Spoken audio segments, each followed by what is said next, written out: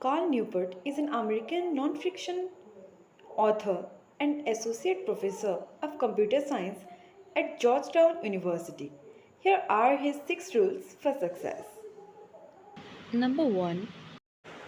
Minimize your digital use, maximize your life. Well, in my book, I said you need a philosophy of technology use, a philosophy that makes sense of how you use technology as part of a larger, well developed theory of a life well lived.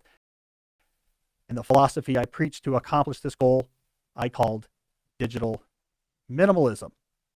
No, digital minimalism has nothing to do with minimization, but has everything instead to do with intention. A digital minimalist starts with a well formed vision of what they want their life to be. What do they value? What do they want to spend their time doing? They then work backwards from this vision to figure out what technology they want to use. Capture. I believe a good professional time management system needs to have some place in which you store all the information that's important to making decisions about what you need to be doing and what you should be doing. That is trusted. It's a place that you are going to look at. Things that go in there will not be forgotten. These ideas get out of your head and into a system so you're not wasting brain cycles on trying to remember or keep fresh stuff that you need to do. That also gets Configure. care more about how you actually organize this information that you're capturing.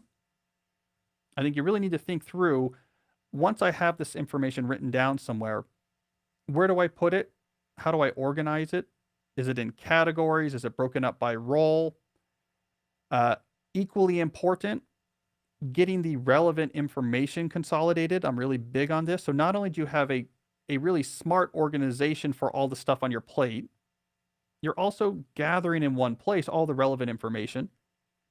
You're not searching through your email inbox to try to remember, what does this mean and where are we and what do I owe this person? I'm supposed to get back to Derek about the program codes. What does that mean? Let me go through my inbox. Now, all that should be in one place.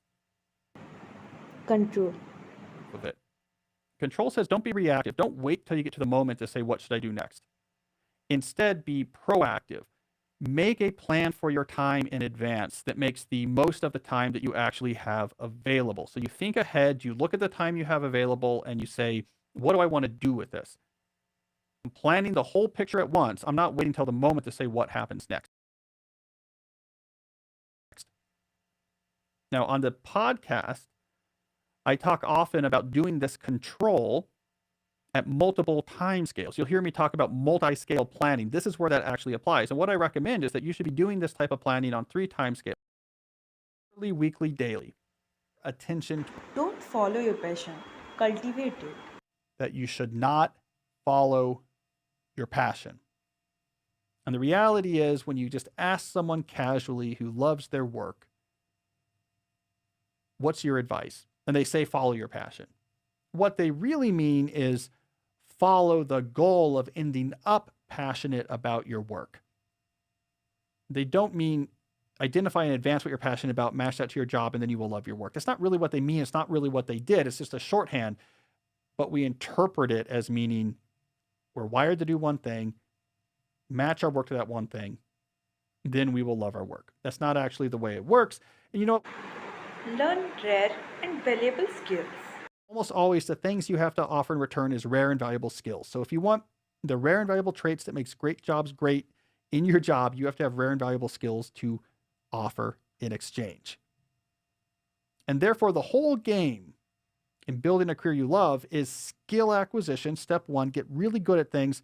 Step 2, use those skills as leverage to shape your career towards the elements that resonate and away from the elements that don't. Get good uses leverage. Get better uses even bigger leverage. You cultivate over time a career that then is a real source of meaning and satisfaction for you. It has nothing to do for 9 out of 10 people with leaving college at 22 and saying, I am wired, and I just know this, I've known this my whole life, I am wired to be a social media brand manager for a major hotel chain. And if I could just go get that job, I'm going to be passionate. And if I don't, I'm going to be miserable. Career capital theory, as my metaphor is, as you get good at things that are rare and valuable, you are acquiring more career capital. you then must invest that capital to get returns in your job that are positive. So I use that metaphor of career capital. How do you get good at things? How do you build rare and valuable skills? The short answer is deliberate practice. You need to very carefully figure out what's valuable in your current career or job area, and then train to get better at that deliberately, like an athlete adding a new jump shot to their repertoire or a chess player mastering a new in-game strategy. Specific activities designed to stretch you past where you're comfortable on things you know are valuable. You got to be training yourself to get better. That's how you get career capital fast. That's how you move towards passion very quickly.